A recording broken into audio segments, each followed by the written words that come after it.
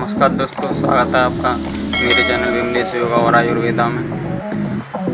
आज मैं आपको एक ऐसी योगा से अवगत कराना चाहता हूँ शायद जिसका नाम आपने पहले भी सुना होगा, जिसका नाम है भस्त्रिका प्राणायाम। इस प्राणायाम से हम अपने जीवन में समस्त रोगों को दूर कर सकते हैं और शायद आपने सुना होगा जितने भी लंग्स के प्रॉब्लम हैं, यानी फेफड़ों से संबंधित प्रॉब्लम है, कफ है, खांसी है, कोल्ड है, सर्दी जुकाम, बहुत से लोगों को बार बार मौसम चेंज होने पर और शायद जरा सी धूल वगैरह, डस्ट वगैरह एलर्जी होने पर उनको यानी एलर्जी टाइप की हो जाती है। उस टाइप को दूर करने के लिए भस्त्रिका प्राणायाम बहुत ही बेस्ट है।